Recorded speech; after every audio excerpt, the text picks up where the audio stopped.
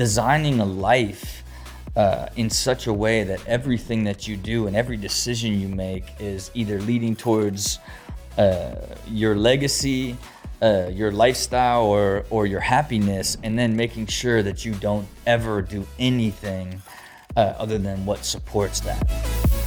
Hey everyone, thank you so much for coming back to the show. Today's guest is a school dropout turned pro skateboarder, turned TV host, turned entrepreneur, whose incredible businesses span everything from food to shoes to real estate and entertainment. You'll know him as the host of MTV's Ridiculousness and also the founder of Dyrdek Machine. I'm so excited to introduce you to Rob Dyrdek. Rob, thank you so much for coming onto the show. Thank you. I mean, when we run through it in that order, you know what I mean? It's like, he dropped out, professional skateboard, TV, like it always, when I'm always reminded of the path through sort of those big buckets, it's always so funny to me to think of like where I've arrived, you know?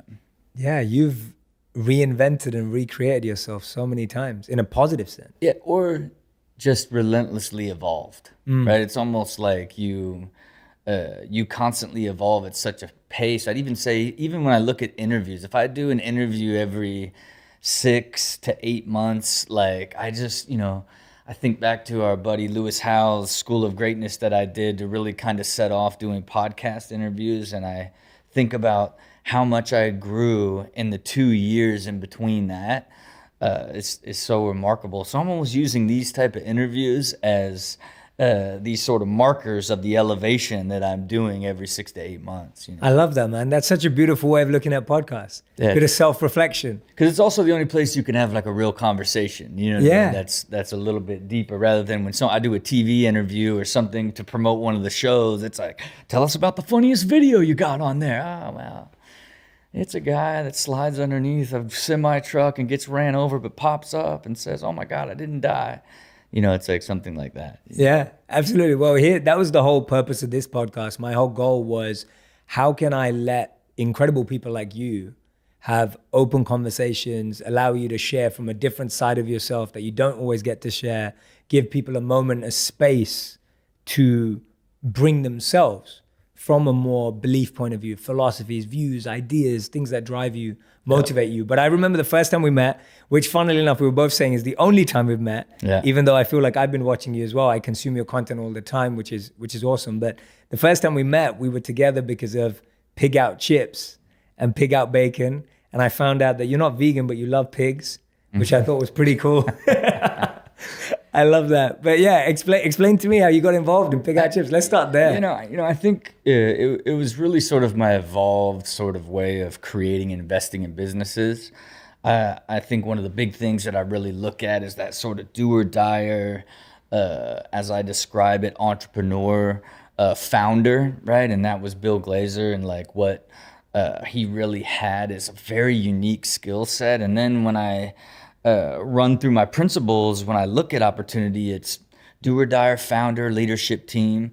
It's white space, clear path to liquidity, and unfair advantages, right? Is sort of what I try to run through the filter. And the thing about the product itself, we already know that sort of the vegan market and plant-based products are really sort of evolving.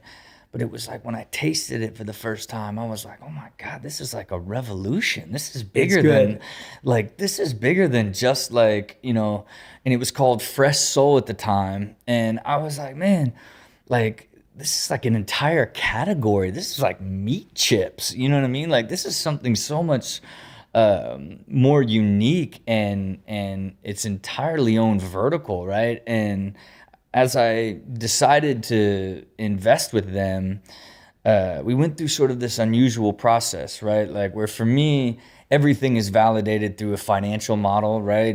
And he had created one of the most beautiful tactical models on how he would grow the business, door for door, SKU for SKU, margin for margin, like just the beauty of who you want to be in business with, right? And it's very rare that you have a creative mind, an operational mind, and a financial mind that's running a business.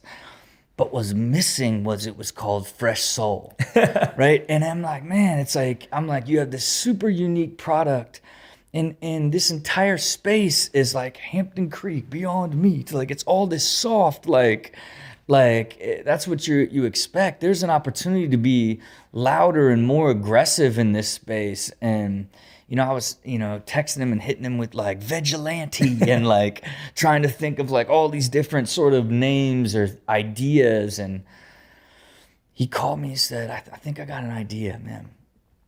What do you think about pig out? And I was like, oh, whoa, that's aggressive. That's a little too aggressive, I think, And as I really started thinking about it, and then as he was like, like no pig and it's all bacon products, I'm like, oh God, it's sticky, man. It's sticky. And then, because what we were struggling with is like, are you like an honest co? Are you a craft? Like, do you have multiple verticals of products? Like, and the beauty of it is it landed on this sort of idea of pig out and then outstanding foods, because taste will always be at the top of the pyramid, right? And I think at that point, that creative process together and that sort of evolution of ideation to go along with how smart he was and how clear he understood the business and the authenticity of Chef Dave and the creation of the product, and both 25-year vegans.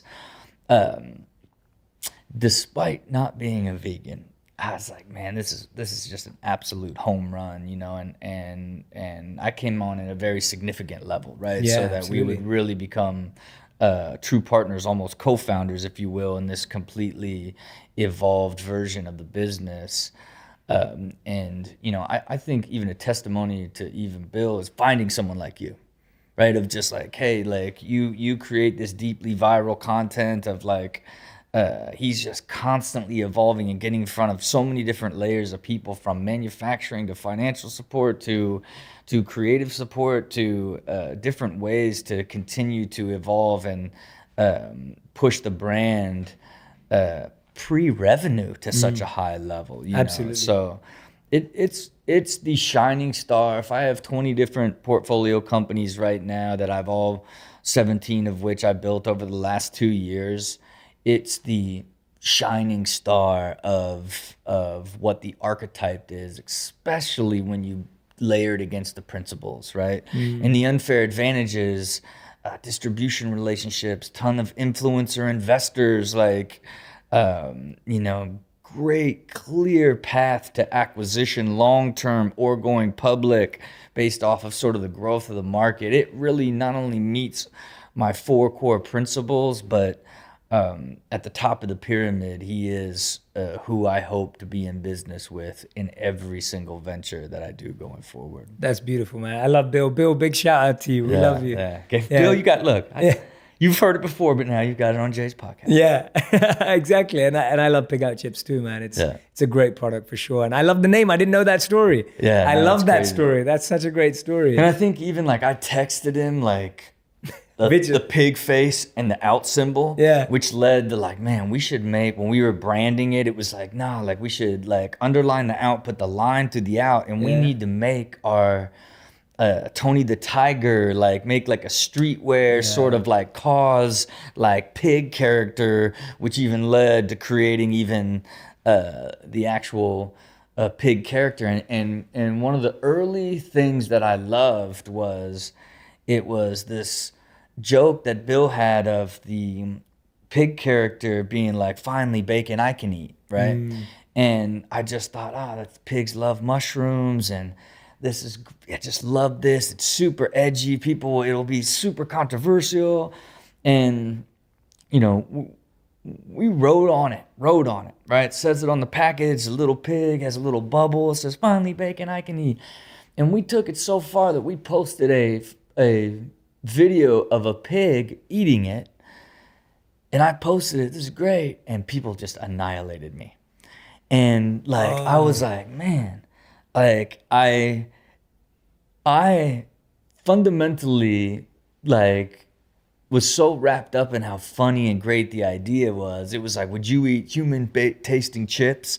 Right? Like and it was like a last second change where it affected me enough where I didn't really tell him. We talked about it a little bit, but weeks went by, and then right as we were about to go into production, I just had a panic call. I said, look, we got to take it off the bag. We got to take it off the bag. Like it's going to be permanent. Now it's going to be on every single shelf. It's one thing to delete a social media post, but if it's like finally bacon I can eat on a bag, it could be a lot more problematic than it is good for us, and changed it at the last second. And I know we weren't going business, but I thought I was going to share another insight for you. Do it. I love it. And I'm not against the business. I want to talk about business from you because I see the way you talk about business is philosophical. Yeah. Like the way you see business is philosophical. Because it's like an absolute deep life passion and life mastery. So you love it so much. And as someone that just engages with people's passions, regardless of whatever it is, I think it's contagious for anybody that's from that sort of mindset. Absolutely, man. And it is. It's like, even for me, it's the creation of it is what I love so much, and even to the point where I just no longer even invest in people's ideas. Like, if I can't help shape it, if I can't push you and then you hit me with pig out, it's like, oh, if I can't go through that crazy process, and then then it's like, here's the bag color, like, well, here's the bag, it's like, what? Like, every time, the greatest thrill in the world is a conversation about an idea to where it's finally in market and sold to someone, right? And the entire process of that, right? And I don't like to operate businesses, right? I don't like to run them. I like to be in the creation side and built my system to make sure that I live in that stage. That's the birthing stage and the shaping. And then I create systems to ensure that it goes on and finds success, because it's only fun when it works, right? Because you're so excited in that early stage, and you get it to market and you can't find the consumer. Nobody wants it. Like, now you're trying to mess with pricing strategy. Was our messaging wrong? Like that they call it the valley of death in business. And I like to refer to myself as a Sherpa through the valley of death. And it is such it's so fun till you get to market, and then now you have to fight for your life to become a real business, right? And it's also thrilling from afar.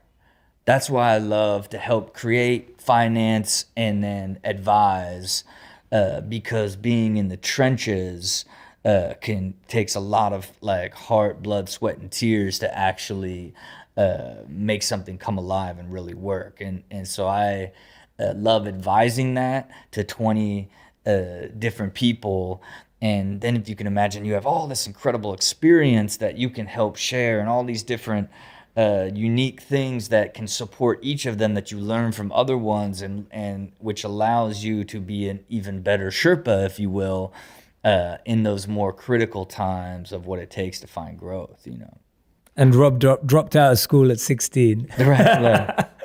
That is crazy, man. Like, when you dropped out, like, now when I hear you speak, it's like you got an MBA, like, it's your understanding of business is even deeper than that, because it's practical, it's tested, it's experimented. But when you dropped out at 16, see, now it's become somewhat of a trend to talk about dropping out, being an entrepreneur, not having to go to college. When you did it, it wasn't cool. Like, it wasn't the in thing to do, I'm sure. Yeah. Were you scared?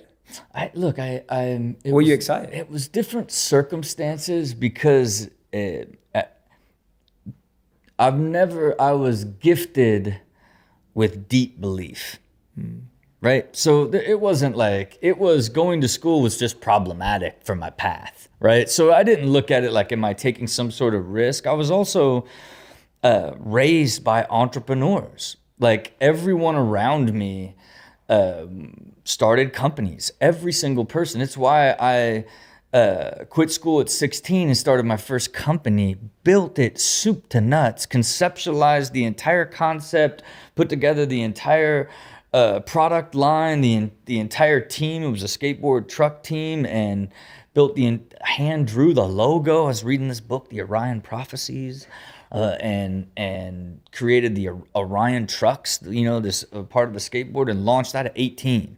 right? So that was the beginning of the process. So I never looked at it as, am I taking a leap of faith and taking some big risk? I looked at it as, I grew up with entrepreneurs. Everyone around me started companies. I'm gonna quit school and start a company. Didn't even like occur to me any other way. And I also was offered to become a professional skateboarder at the time, despite the fact that you didn't make any money doing it, right? It was still like, after 6 months, they guaranteed me $1,000 a month if I moved to California. And I was like, yeah, I'm moving, let's go, right? Like, to me, it's like, because I would get $200 check, a $300 check, $600, because I'd only get paid off board sales. Yeah. And, in that year in December, before I moved to California, I sold one board and got a $2 check, right? So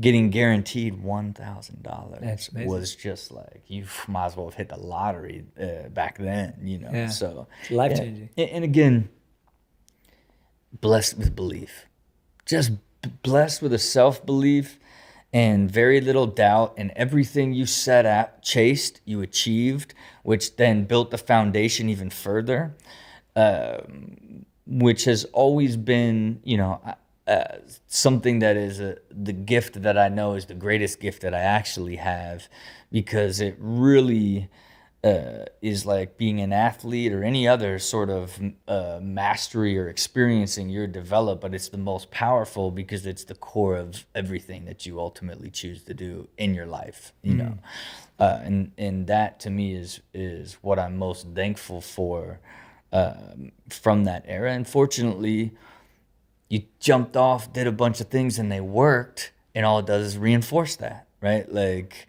very few times have I been faced with like a deep failure that wasn't a deeply clear lesson that was a part of growth, right? There's no missing elements inside, and none devastating enough that made me question my abilities or whether or not I would eventually find the success that I sought inside, That's a huge blessing, man. How does everyone get that blessing? Can they? I would say in self-reflection,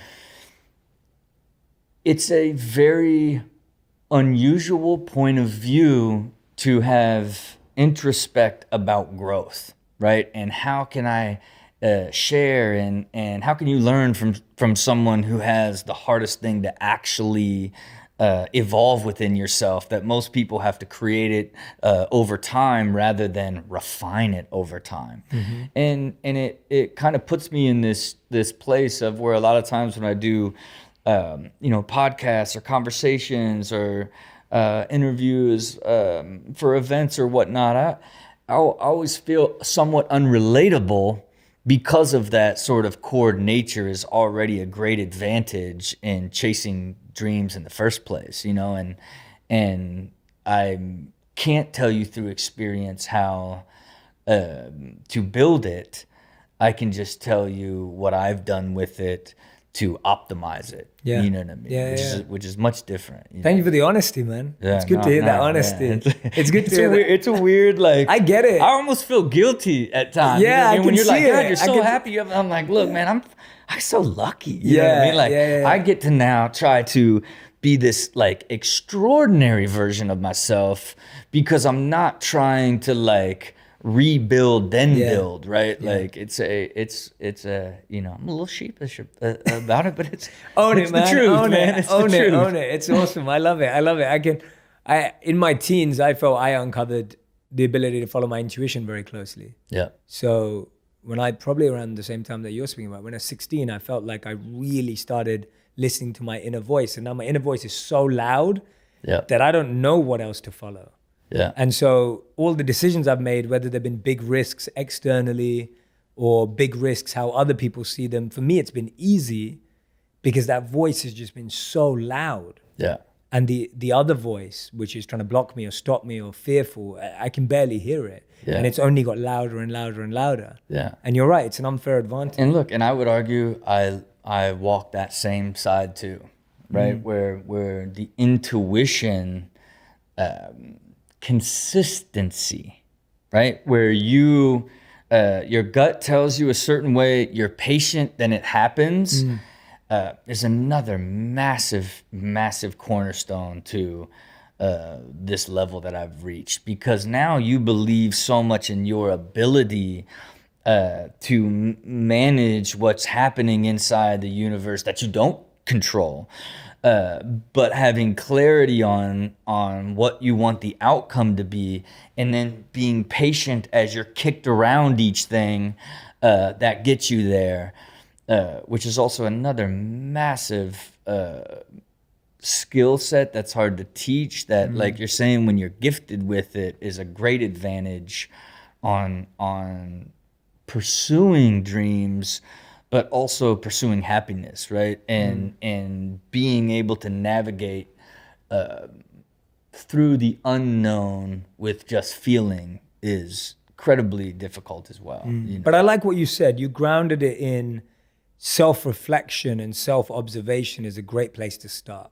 Yeah. Like that's a great place to start, just building that Yeah, dialogue. it's a part of it, right? Because Yeah. at the end of the day, you're just mastering yourself. Yes. You know, and you're just trying to master yourself, your world, everything that actually means the most to you, and what you need for energy, and what takes energy from you. It's just different for everybody, right? Yeah. And people that listen to podcasts or into personal development or growth, you're really just trying to take little nuggets that you can apply to mastering yourself and your own world, that ultimately leads to fulfillment, purpose, and happiness. Yeah, absolutely. Tell us about some of your core principles and cornerstones, and more importantly, how did you create those? Like, where did they evolve from? Yeah, and look, to me, it's being tuned in with energy, right? And it's very much more to do with feeling light, right? There's just that, when your existence is really based around you get up every day and you're just like, a fire's lit based off of all you get to do, Yeah. right? And there's no aspect of your existence that pulls against you, but all of it, I would even argue, rather than pushes you, just lightens you, right? And I think for me, it was the discovery of that in my late 30s, and the pursuit of getting as light as possible, and really going deep into having a greater understanding of what are the things that are missing from really getting you to this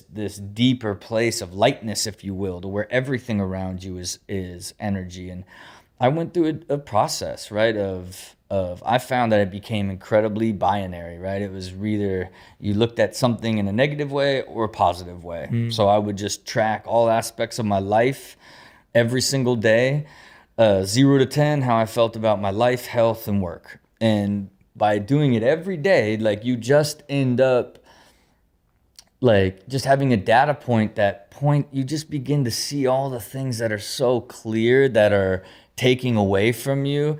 And then I just began to clear all of them. And it probably took 3 years to really do.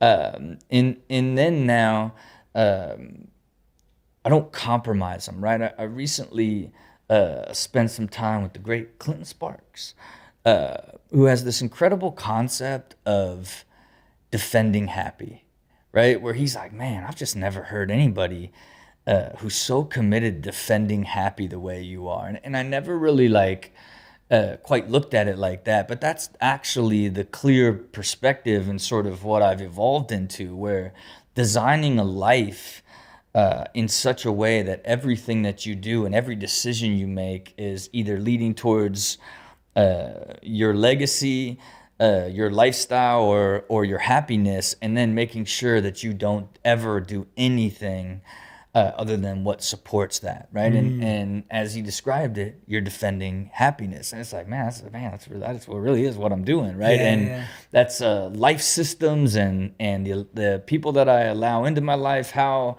and what I do every single day, the type of businesses that I do, the type of people that I'm in business with, how I live in those businesses, the structure I need with those businesses, how I look at my finances, how I look at money, how I look at where I want to live, how many kids I want to have, my relationship with my wife. Like, every single aspect of all of it into one holistic system that ultimately is built to just be happy, you know. And defend happiness. I love you said that. So it's a beautiful principle, and it's parallel to when I studied again, when I was mentioning the Vedic philosophy earlier. There's a beautiful statement that says that when you protect your dharma is like your duty, what you were born to do, your calling, your passion, purpose, etc. When you protect your dharma protects you. Yeah. And so when you're talking about defending happiness, it's like so protecting true. and defending. And when you protect your intentions, when you define them, when you defend them, as you said, then and I would say you're protected back. And the hardest part, and especially hearing it, and it's because like at the end of the day, these deep principles of happiness are tried and true. How you design them for yourself is the difficult part, right? Because like your wants and needs are so complex that it's not a one size fits all to design it and then defend it, right? And I think for me, I refer to it as lifestyle and legacy. Like how do you want to live? Like I like fancy things. Like I want to live in a giant, beautiful house that I hit a button and all the doors go away with giant land. And like, you know, I want crazy cars and explore the world the smoothest and easiest way, right? Like I love the conveniences.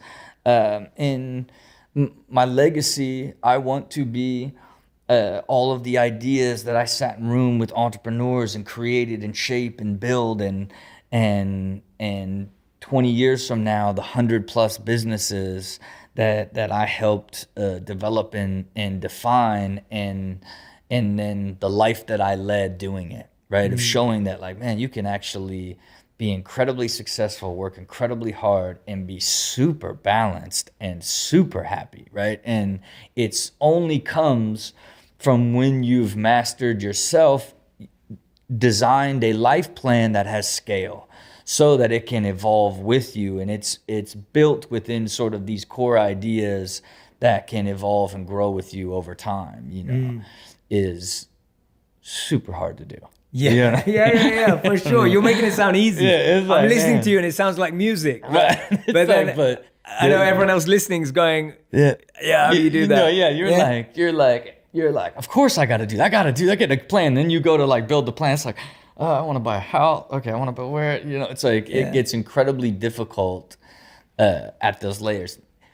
Then watching it come alive, once you've decided now you're living it, it becomes this remarkably thrilling thing to where like now you're optimizing these already deeply optimized plans even further, right? Which makes it really begin to feel like you are controlling reality because you keep specifically laying out how you're going to do stuff and you keep doing it over and over, which really then begins to feel like you have control of the uncontrollable. You know what I mean? Is the beauty of it. But I love how you embrace the paradox, right? Because in one side, you're like hosting Ridiculousness. You're like all these silly videos. They're funny. They're meaningless in one sense, you know, but they're fun. They're fun. They're entertaining. And then on the other end, we're sitting here talking about like, meaningful depth and intention and clarity. Like you literally, you embody the paradox. Right. But keep in mind, it's part of the transition. You know what I mean? Where it's like, I would never do Ridiculousness today, right? Like I looked at it as this business opportunity when I created it, read an article with Vinny DeBona, did 500 million in global syndication with America's Funniest Home Videos. I was like, man, it's so slow. If I made like a cool, fast-paced one, I could put it into segment, like had a vision for what it could be, but could have never predicted it to this level, right? Now, it's this unique art form, right? Because I, put together these episodes, then I just basically freestyle comedy for 45 minutes straight that gets cut down into a television show.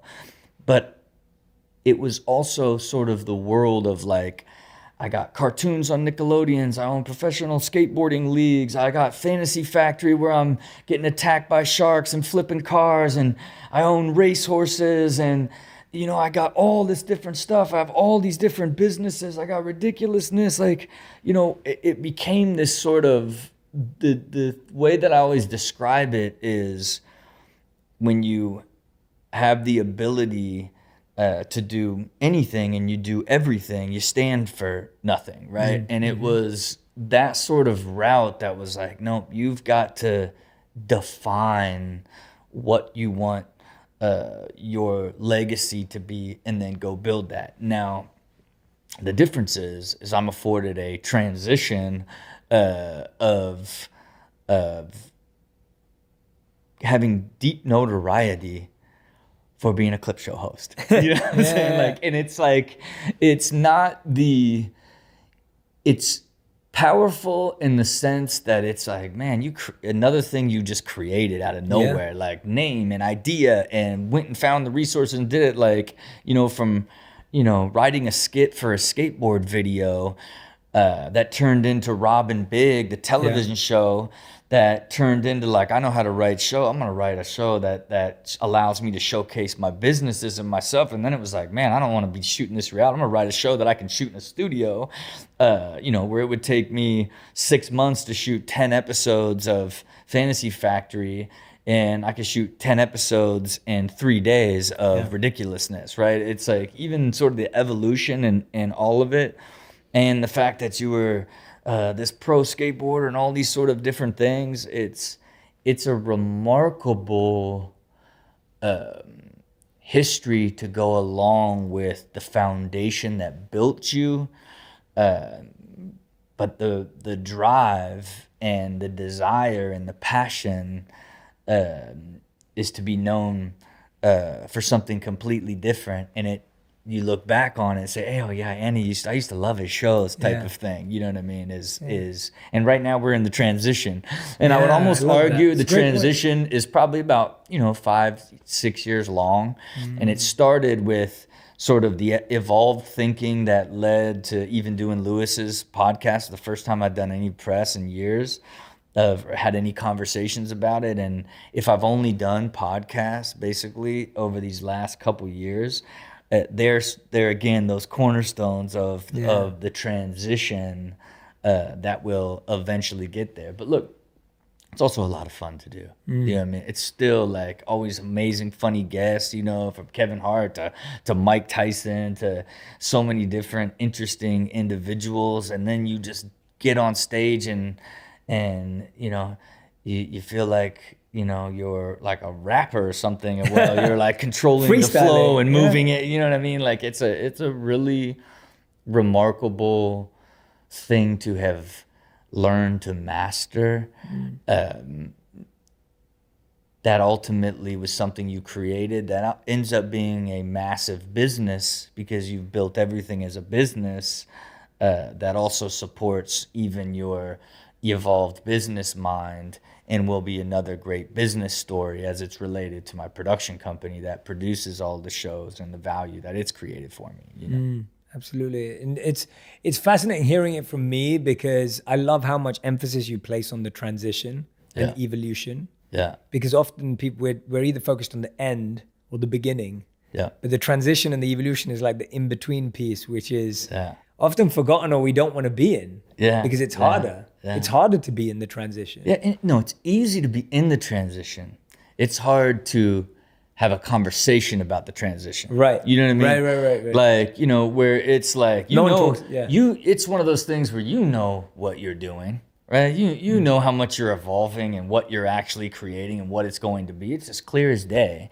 But the public still sees you so much differently, right? And really, why I really don't do anything but a long-form conversation with individuals that are interested in the depth and willing to engage and want to understand it more, because then it's laying the foundation of like articulating where it's headed the right way. You know what I mean? Because it's not which avoids doing like traditional press. You know what I mean? And for me, that's really like, as when probably 2 years from now, then I'll start turning the content towards all business creation content, and eventually like showcasing my true way of thinking in real time with every single one of these ideas and entrepreneurs that I'm creating with. So then it's like,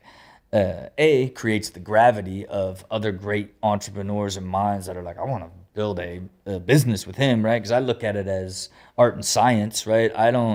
I put my entire system for the world to see on how I build, because I'm still an architect, right? It's still me shaping and looking at the data and using my system to like who the target audience is and how can the product line scale and what's the real messaging and what does it stand for? Where's the real opportunity? It's all of that is the art side. And it will eventually be what the loudest version of my voice is once the this side of it is done, but it'll still be done in that same sensibility that was a pro skateboarder that wrote a skit that led to a television show that led to 5 television shows and hundreds of episodes and 10 plus year run on MTV. That same sensibility will now be much more evolved, and the principles and the sound will be more about living an extraordinary life, and all the things that I've created were with purpose that ultimately just level back to happiness, right? As opposed to seeking to achieve any material or financial record mark, but I still judge myself by that because it's still the ultimate scorecard as it relates to building a business. If you're listening closely, guys, Rob keeps saying the words clear and clarity. Clear and clarity. Like you've been repeating them over and over again, whichever question we've been into. You're obsessed with clarity. But most people struggle with clarity because we live in an unclear world, an uncertain world. How are you so fixated on finding it, and how are you finding it? I think it's the most difficult thing to do. I go back to it's that. Another blessed, You know what I mean? You go back to that design, but I put an anchor in the ground of like I'm not stopping till it all makes sense and it all connects. And the question, it was, stop looking at everything separately, right? Stop looking at how you want your relationships to be, how you want business to be, how you want your free time. Stop looking at any of it separately, and what type of life do you want? Now start looking at all the things that are making that life problematic, and now start learning all the things that you need to learn in order to achieve that. And then over time, it refines into this. It just keeps getting more granular and more granular. It starts as a messy solar system, starts as a messy galaxy, and turns into a star, into a solar system, down into a molecule, down into an atom type of thing. You know what I mean? It's like all the way down to string theory, right? It's like you just keep getting more clarity in all of those defined aspects. But the hardest part is defining those buckets first and going through the first couple layers that get you to that point to do it. And I don't know, right?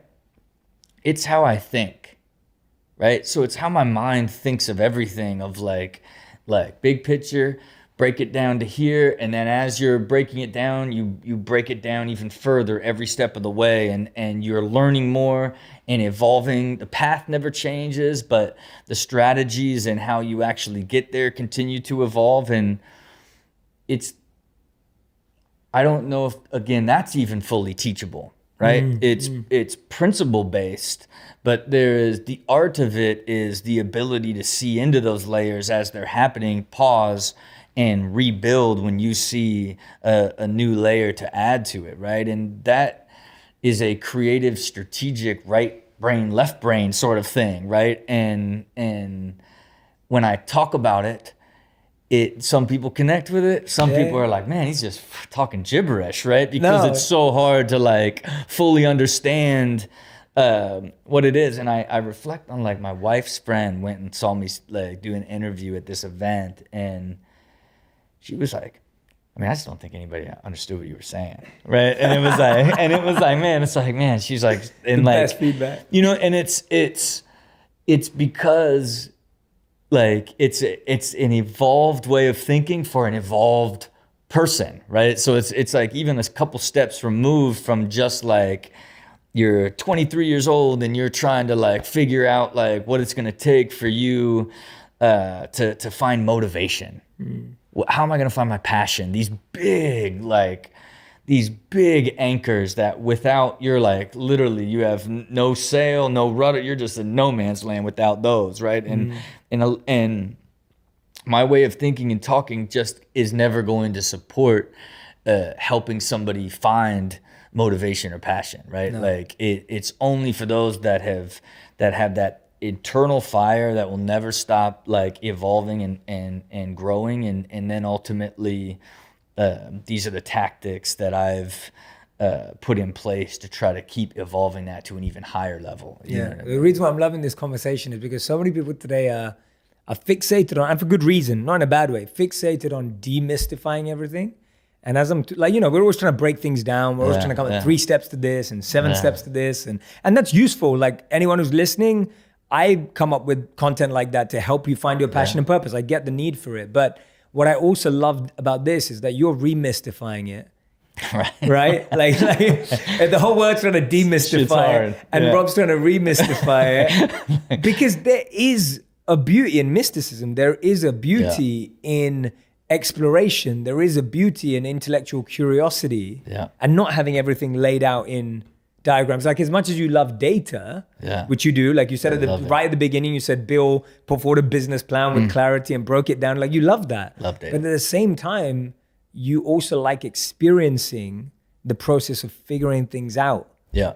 And not having everything as tactical. Yeah. And look, and I also look at my path. Also, this didn't happen to my late 30s. You know what I mean? You're talking about someone that had great success and done all these different things and still couldn't, even though you were always about growth and always tried unique things to kind of help evolve your mindset and always get better, and fundamentally I always made this commitment to myself that I'd always be better the each following year more than the previous year, right? It still wasn't till there was this deep commitment to mastering life, right? And it's the one thing that needn't be mystified, because it's really what you're hunting. And the incredible joy of it is I think it's going to be in a place that then I get to live out the next half of my life in this like life mastery of just complete bliss, because it took me, 5 to 10 years of fully committing to living the life that I want to actually go and do it, right? And I think it has a lot to do with my age too, of getting older and not just wanting success, but wanting clarity and seeking it on my own terms, right? Of not letting somebody say, hey, this is how you should look at life. Really, like, what type of life do you want? And wow, let's start building it, right? And I think anybody can do that at any time. It's just based off of circumstances, right? It's like I'd already reached a certain level of success that allowed me to do that, right? Without the pain and stress of financial burdens or some sort of complexities of the relationships and people in my life, someone being sick or something. There's all these different factors that could affect the ability to ever get there, that I was also fortunate enough to never ever come across, right? Yeah. Which I always equated it to when I was younger, to having an old soul and great guardian angels, right? And I'd just be like, man, I just am like something is looking over me that keeps allowing me to like not catch an L here, because I'm putting myself in some bad positions, you know, and I'm as I've evolved, I simplified it back then, and now I look at it as it's more like you actually just have this ability to manage the world and your universe and your intuition to guide you the way, like you said. And as you've gotten older, now you've learned to like use it rather than before it just sort of helped you. Now you can use it as like a tool type of thing. You know? That unconscious ability becomes conscious. Right. And you're able to say, okay, before I could sense stuff, but now I'm going to actively put it into practice and action, Right. so that I can guide myself and navigate. Not many people can relate to that. Yeah, right. You know what I'm saying? Yeah, it's right, like, unless it's very hard to try to get somebody to believe in their ability to manage their own intuition and control the uncontrollable if they've never experienced it. It's like my mom certainly, like, oh, I pray that the Lord does that for me. You know what I mean? Like, it's like there's no chance, like, you know, that even idea of an evolved way or mastering life, it doesn't even, not even in her mind, way of thinking, no part of the system, no anything. She's still cut from the world of like, this is how you're supposed to live, and I'm gonna live it out, right? Like, and that I think in this particular era that we're in, what I like to call the wellness squad era, where there's so many platforms and this deep evolved and especially in this younger millennial world, this evolved way of thinking of like you can better yourself and evolve and create your own life on your terms is a bigger movement. We're so close to it that it feels like we connected with so many people that are a part of it, but I think we'll look back 10, 15 years from now as like the beginning of this much deeper wave that's a part of evolving, like even just our entire species long term, you know what I mean? Little bit far, but in that degree of how important this sort of zone is, of where it's now normal for everybody to talk about how they can improve themselves. Yeah. Where before it was like, what can I learn to get me a job, to pay for a life, that I can have fun on the weekends, right? Like is what we're breaking out of. You know? Yeah. The seeds are being planted right now. Yeah. Like you're saying, like this wave.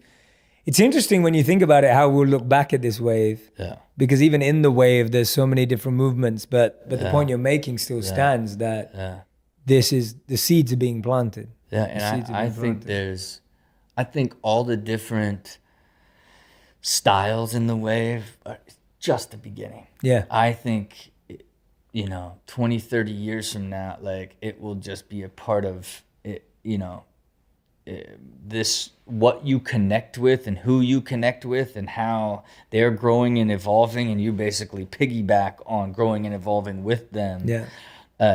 Is going to be a major sort of thing, man. And I think everybody that's doing it now, it will be much bigger on a much higher level and be way more mainstream and normal. Like to me, it's almost like underground, like hip hop. Right now. And like it's going culture, to be like this much bigger sort of thing, like because there's real effect.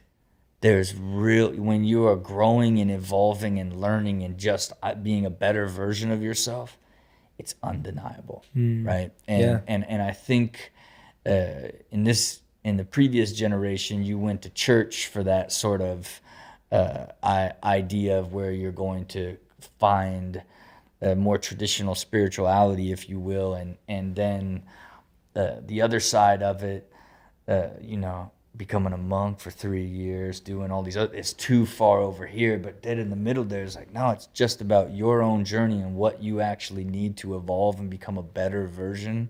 And then when you start seeing that output in your relationships, in your energy, in your happiness, and all these things, it's so much more quantifiable than putting small practice into something that doesn't have an actual output.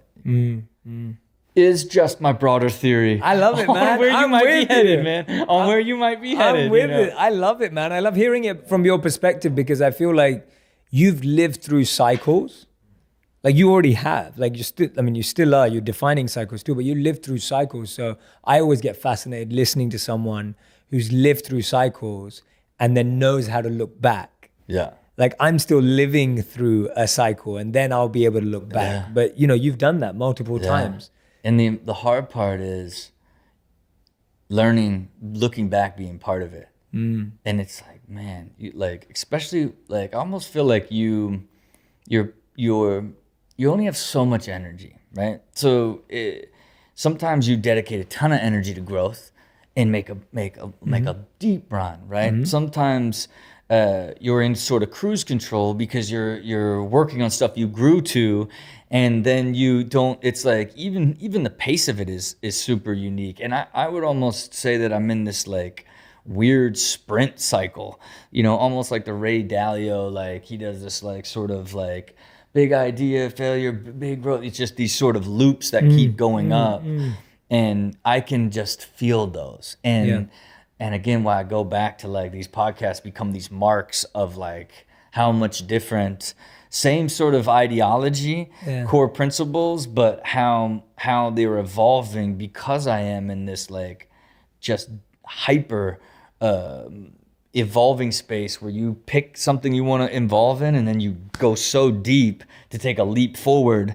And now, imagine then you just keep surrounding yourself even further and deeper with other people that are part of that evolution and that growth. And you just keep like compounding almost your knowledge and the evolution of the growth of that I think will eventually settle out, right? Because at some point I don't think I'll want to commit the same energy to the evolution as much as I will want to be able to maximize and enjoy what I would consider the peak of myself, but I don't know that. Yeah. So, you know what I mean? I couldn't wouldn't even imagine I would be able to articulate it at this point. So, who knows what 10 years from now will be like. Yeah. I've noticed those cycles as well in people. Of the 5 that I've broken it down to that I've experienced and seen is learn cycles. Like when you're in a cycle where it's all about learning, it's all about growth, it's just observing, reflecting,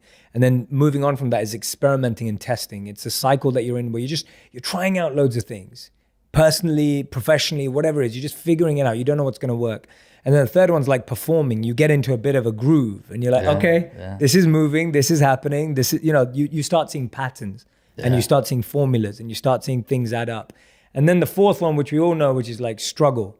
Right? Like you're in a cycle where you're just like, you're trying, you're performing, but you just, knocking on a door, it's not knocking. And the fifth one is thriving. Like sometimes you're in a cycle where things are just in flow and you're thriving. And everyone always wants to be and thrive. Yeah. But the challenge is you got to do the 4 before and it's continuous. Yeah.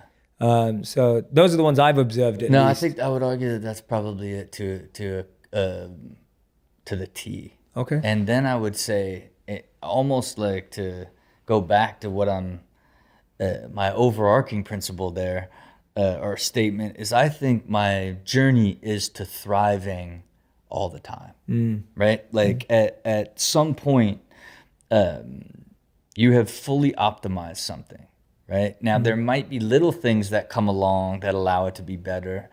But at certain points, you have fully created something for yourself. In my sense, it would be a life system and a way of living that now has you at such a level that even the incoming unpredictable chaos there's a system for how that even works in there to manage it and how it fully works and nothing can break through your defense of your happiness would be living at a thriving level, right? And I would almost they call it the flow state of when that energy is like when life is effortless, right? And the only way to stay effortless is to make sure so many aspects of it are under control and protected so that nothing can come in and cause the problems that force you to get out of that state in order to correct or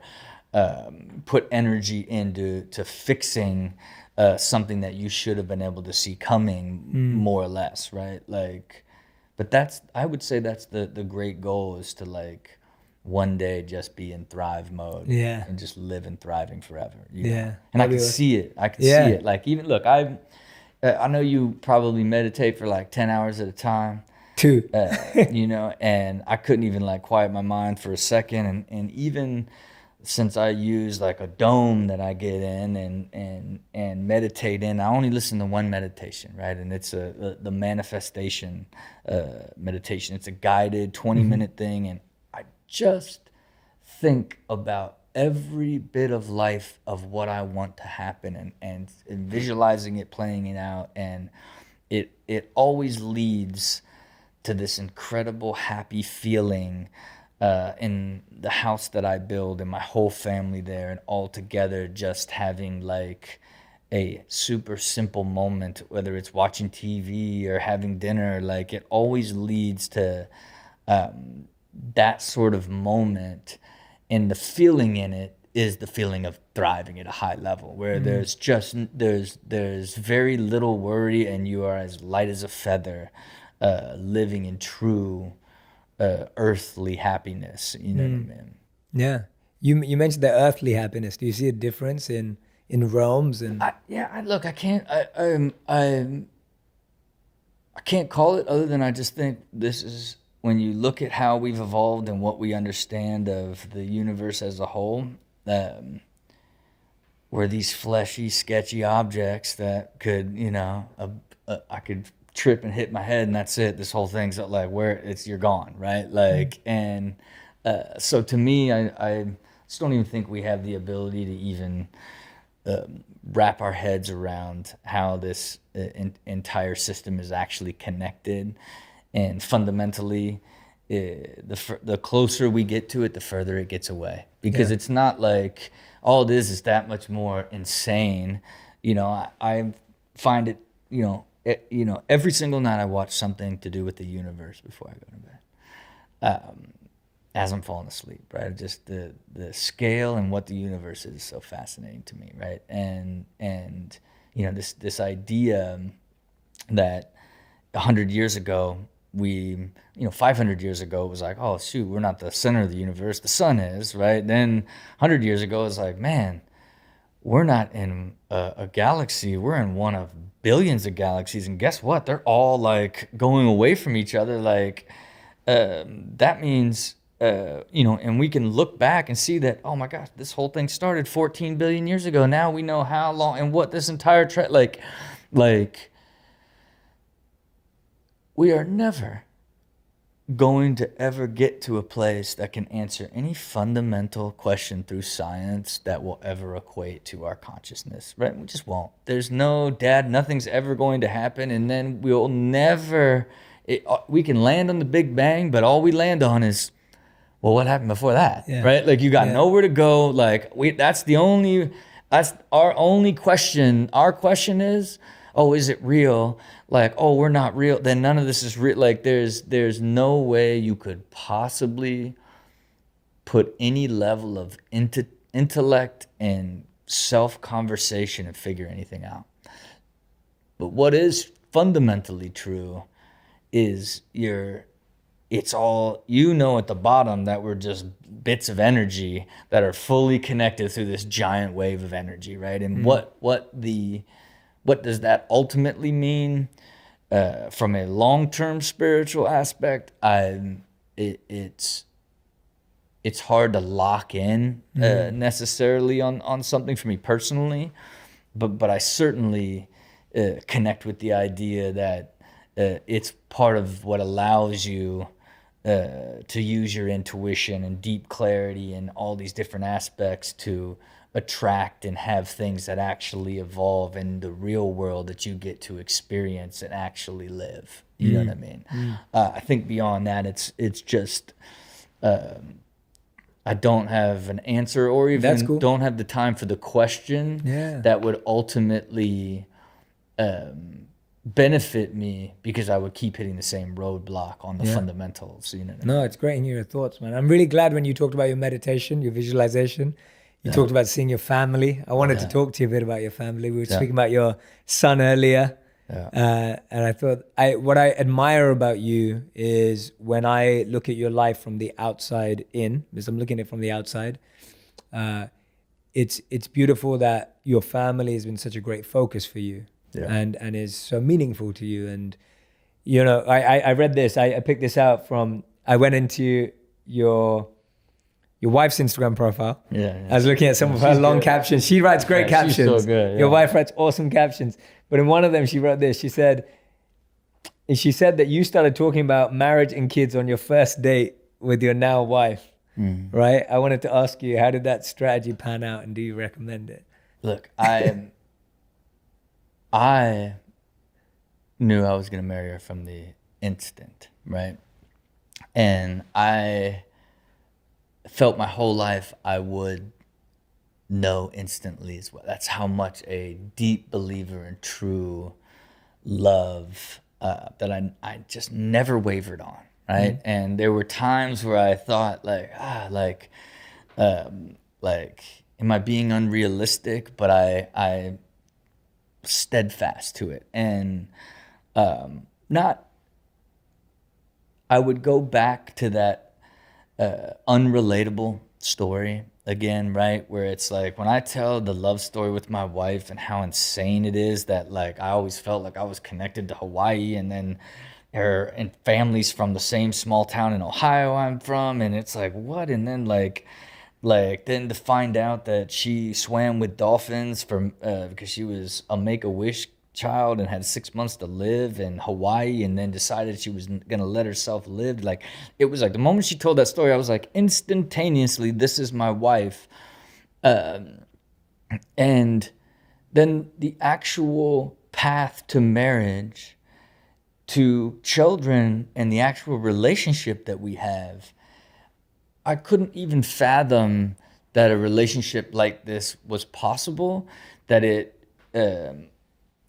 ultimately is the cornerstone of what shifted my mind from looking at all these different things and no, what does forever look like? This is now us and our universe forever.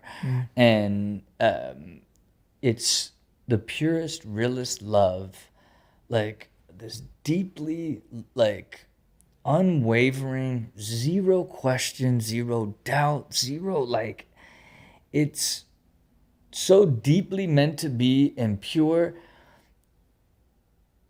it feels unrealistic to sharing it with people. You know what I mean? I go back to that like, oh, of course you do. You know I what I mean? love Oh, this, of yeah. course you like that. And so Unrelatable. it's like, right, like unrelatable. Remystifying like, Rob. yeah, like this is Remystifying not Rob. like, here's Rob, like with this another thing of just like, oh, you know, it's, I love when it, man. when it piles up in, again, it's why it puts me in this like weird, No, I when love it. when I talk about it on that level, but it is this deep unknown, right? That is the only reason I was able to evolve to this place, you know, and that you know, even to her, she just will never fully like, even though I tell her all the time, I would never like, you know, 'cause I live in a world where I get overwhelmed with happiness. I'm like in the kitchen. I'll be like, God, I'm so happy, right? Like I get like why? Like I just love my life. Like I get deeply overwhelmed with it, and I always tell her it's like I would never have had the ability to get here without you. And oh, that's not true. That's not true. You know what I mean? Like no, it really Yes. would be impossible, because I do believe to get to that level that you do need a partner and need to be connected at a deep level to create your own universe together. I think it's just essential, you know, and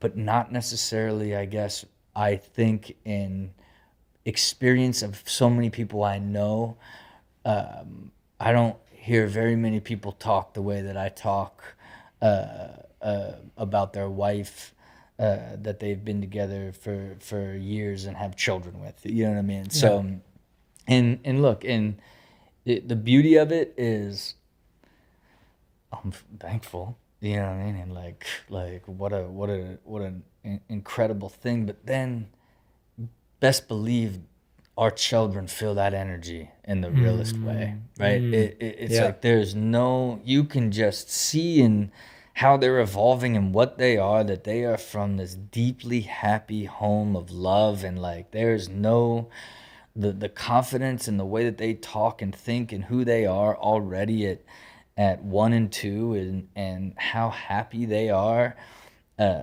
is because they don't know an environment that's any other way, right? And it's never wavered. You know, it's like I have very rarely never been singing my son awake and my daughter awake first thing when they get up. You know what I mean? And very rarely do I not put them to bed. You know, and I think that sort of aspect is going to create long-term stability for them just finding their own happiness, right? Because I don't ever want to like make your own decision. If you end up being like unmotivated because we live in this castle and like dad's super cool and he's like, whatever, if you don't want to go to school, let's go to Hawaii.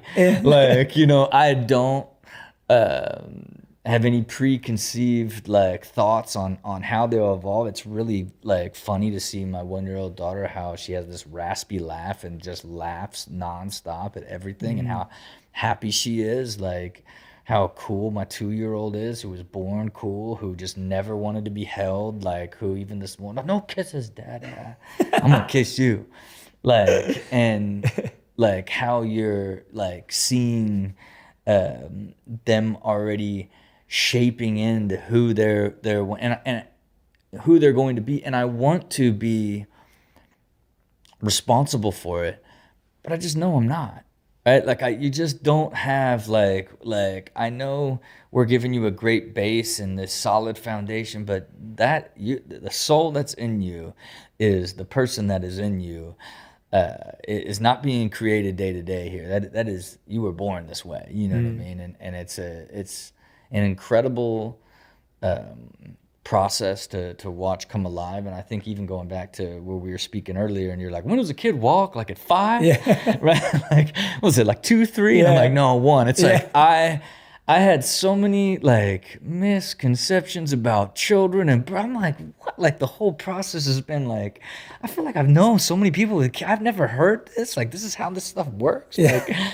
Like it is truly one of those things that you just never fully understand till you start living it. And really, I think it really evolves when the personality evolves, and now you're communicating, and 2-year-olds telling you jokes and trying to manipulate you, and like, you know, saying, let's watch football. You want to watch football? And I'm like, okay.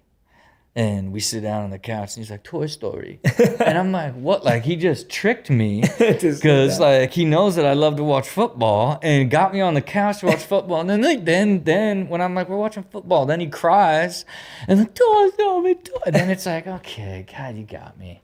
You know what I mean? It's and like, then you're sitting there watching Toy Story. Yeah, then we're watching Toy Story, right? Like, but I'm just so impressed that how can you be this young and trick me like that? Yeah. You know what I mean? Like it's Well, he's your son. Yeah, it's like Gets it from you or the mom. So.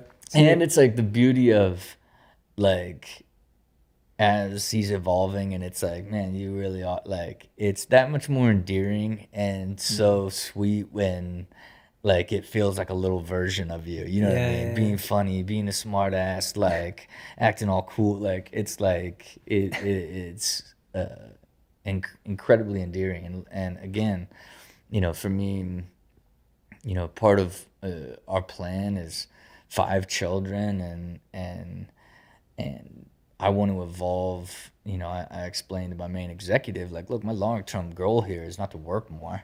Like, it's why I'm very careful with how we set up all of these businesses and how what my responsibilities are.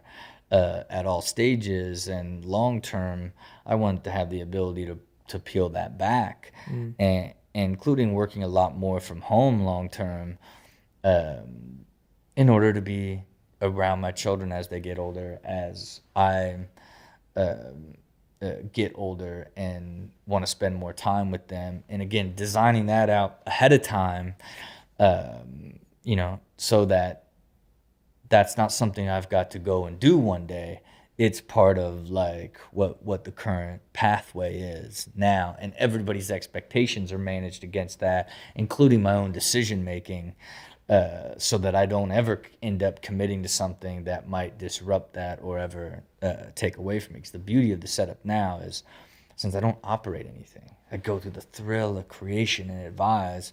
I could literally not talk to anyone ever again, and however it plays out, it plays out. Like it's not. I'm not an essential moving piece in any of them. That's smart. Which gives me then again that ultimate freedom, right? And then even how I treat and how I run money and look at money based off of the life that I want to live is then built into this entire system. So then I don't even ever have to even think about that again. Like all of it is built around you making the decisions at all times on where you want to put your energy and why you want to put it there.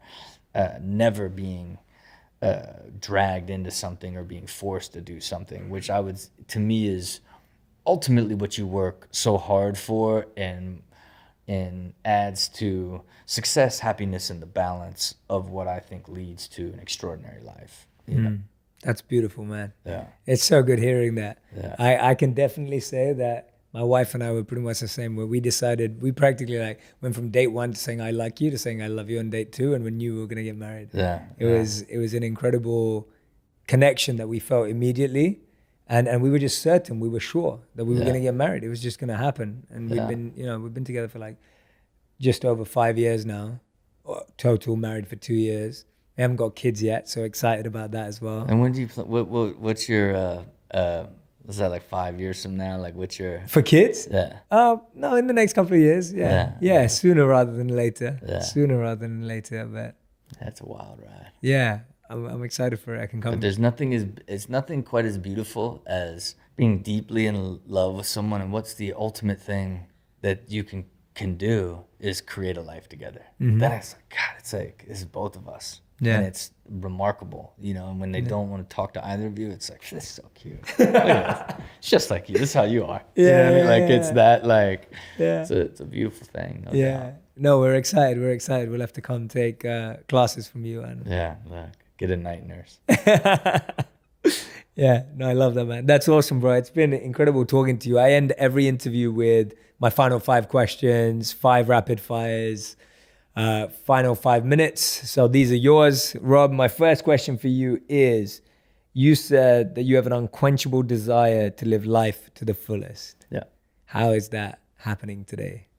Look, I think today when I say it, it has a lot more to do with the passions that I have for creating and designing and living out this extraordinary life. I think it's affords me to continue to go on incredible adventures while still being married and having children, and still working so hard every single day and achieving stuff I never thought was possible inside the framework of balance and happiness, right? So to me, that is the fullest, right? Where you get you're maximizing the output that you're getting that leads to, again, the life you want to lead and the legacy you want to leave behind, and built on a foundation of doing incredible stunts and multiple television shows and all these bigger than life things that one would have been a dream to have, let alone so many different ones, Yeah, that's beautiful, man. Second one, you say progression is the key to happiness. Yeah. Define that for us. I think it's pretty binary, man. Like it's you're either dead stopped and you're fully depressed, or you're moving forward and you're hopeful. right? And if you are moving backwards, you're in no man's land, right? I think it is, you got two directions to go, right? And to me, as long as you are consistently moving forward and evolving on and that's all aspects, that's relationships, that's business, that's health, that's wealth, that's literally all of the core principles that you need to be fulfilled. They have to constantly be evolving and growing in order for you to feel the fulfillment that you're achieving, right? Because without it, you question everything. Like if you start to roll back, you spend all your energy not pushing things forward and using that momentum. You spend all your energy on questioning and doubting and like getting into no man's land. And I just think if people just focused on that, that it would eliminate so many different things that play a part in dragging them down and forcing them into doubt. Absolutely. Great answer, man. Number 3, what do you do when life doesn't go your way or not as you planned? I think it's like a pizza bender. You know what I mean? Maybe I'll go get Chick-fil-A, man. I'll binge eat some sweet tarts. But I think it's inevitable that you get hammered by stuff. It's why it's so important for me to build a world that's built to withstand it. And I think for me at this point, it's the deep faith of you got to weather it, right? It's that deep faith of like, and knowing that like this is a moment in time.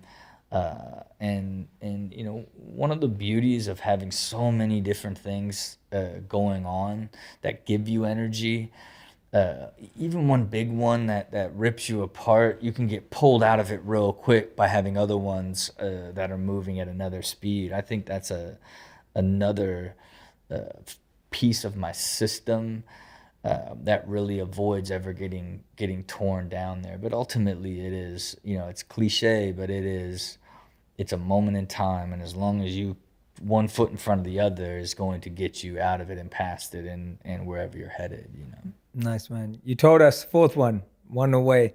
You told us what you do just before you go to bed. What do you do when you wake up? First thing you do? I mean, I went to this, the great Dr. George Pratt, who's hypnotized me for success when I was 25 years old. He wrote a book called Hyper Success, but he taught me this breathing technique, right? That's just crossing your legs and arm and rolling up like this and doing this breathing stuff. But for some reason, I just roll into it. Alarm goes off at 5 a.m. I roll into it and then just immediately give thanks. Nice. Right? And it always, and it's not practice, it's pure. It's like your wife, your children, the healthy children, the life. Like this morning I just said, 'cause just had some extraordinary, uncontrollable, unexplainable explosions of success that I could have never like even imagined over the last week. And I just said, I'm like, through all the healthy family, a beautiful wife and family and their health, and just this position that I've put myself in for these incredible things to happen, right? And it starts my day, but keep in mind, like that's at 5:01.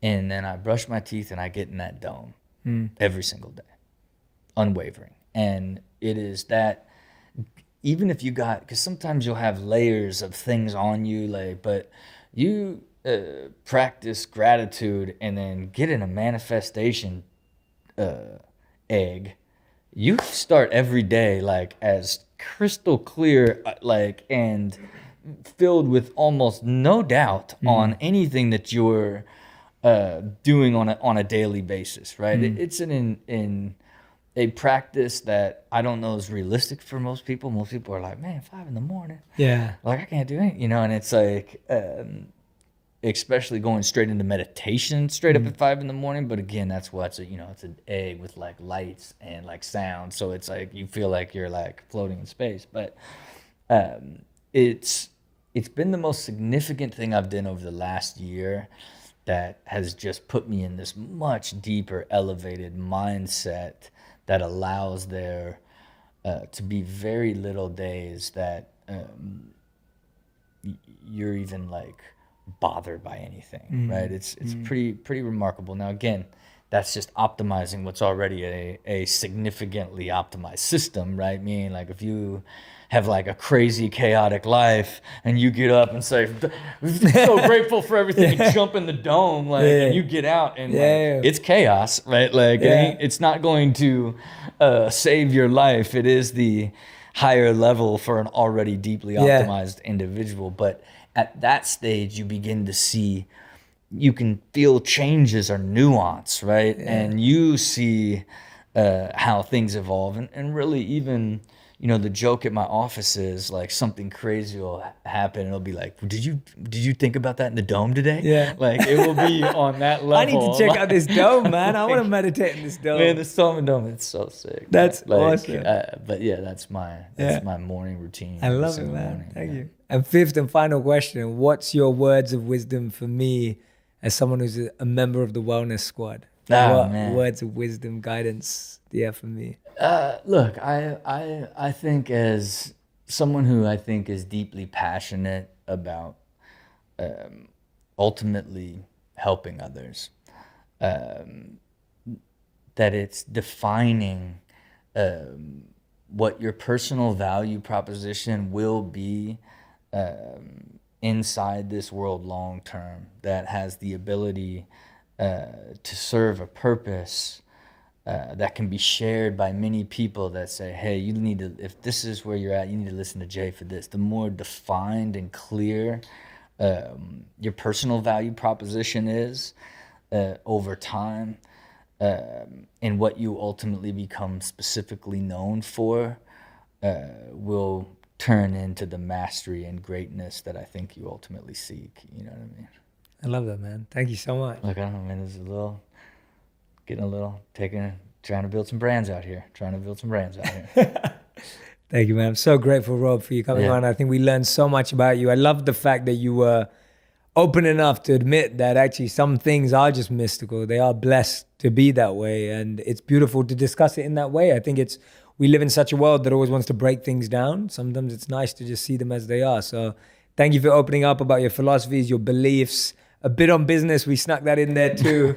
And your relationship. Thank you so much for sharing yourself, man. I really, really appreciate it. Loved so it. Grateful. Really enjoyed it. Thank Appreciate you, man. it. Awesome. Thank you. If you want even more videos just like this one, make sure you subscribe and click on the boxes over here. I'm also excited to let you know that you can now get my book, Think Like a Monk, from thinklikeamonkbook.com. Check below in the description to make sure you order today.